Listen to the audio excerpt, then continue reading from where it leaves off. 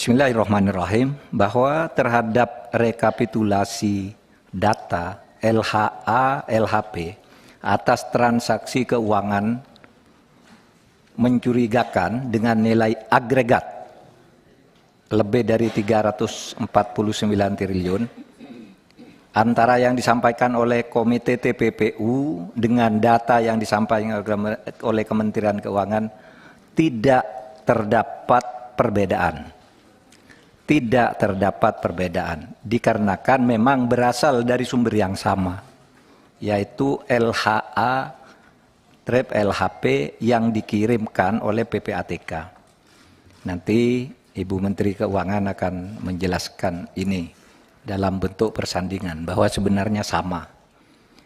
2. Jumlah 300 LHA LHP yang dikirim PPATK terdiri dari A. 200 LHA LHP dikirim ke Kementerian Keuangan dengan agregat nilai laporan transaksi keuangan mencurigakan sebesar lebih dari 275 T yang terdiri atas 92 LHA LHP statusnya proaktif PPATK dengan agregat LKTM, ya, laporan transaksi keuangan mencurigakan, sebesar 236 T sekian. Kemudian 108 LHA LHP statusnya atas permintaan Kementerian Keuangan dengan nilai agregat LTKM lebih dari 39 T. Kemudian B. 100 LHA LHP dengan rincian dikirimkan ke aparat penegak hukum di luar Kemenku, 99 LHA LHP dan 1 LHPAE dikirim ke lembaga lain dengan nilai agregat LKTM 74 triliun lebih. Setelah pertemuan dengan Komisi 3 dalam RDPU tanggal 29 Maret 2023, Komite TPPU menindaklanjuti dengan melaksanakan serangkaian rapat Komite TPPU, yaitu tanggal 4 April di kantor Kemenku, tanggal 6 April di kantor PPATK, tanggal 8 April 2023 di kantor Kemenko Polhukam, tanggal 9 April 2023 di kantor Kementerian Keuangan, dan terakhir kemarin tanggal 10 April 2023 di kantor PPATK, dengan kesimpulan sebagai berikut. 1. Tidak ada perbedaan data yang disampaikan oleh Ketua Komite TPPU dalam RDPU Komisi 3 DPR tanggal 29 Maret 2023 dengan yang disampaikan oleh Menteri Keuangan dalam RDPU Komisi 11 DPR tanggal 27 Maret 2023 karena berasal dari sumber data yang sama, yaitu data agregat laporan hasil analisis atau LHA dan laporan hasil pemeriksaan atau LHP PPATK tahun 2009-2023. Terlihat berbeda karena cara klasifikasinya dan penyajian datanya yang berbeda atau tidak sama. Keseluruhan LHA LHP mencapai 300 surat, itu sama. Dengan total nilai transaksi agregat mencapai lebih dari 349 triliun, itu sama antara Kementerian Keuangan dan Kemenko Polhukam. Ketua Komite TPPU mencantumkan semua LHA LHP yang melibatkan pegawai Kementerian Keuangan, baik itu berupa LHA maupun berupa LHP yang dikirimkan ke Kemenku maupun yang dikirimkan ke APH.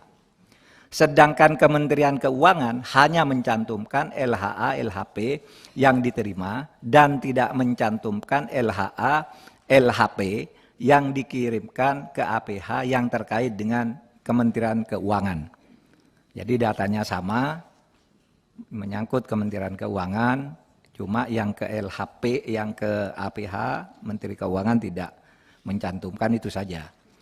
Tapi sama seluruhnya.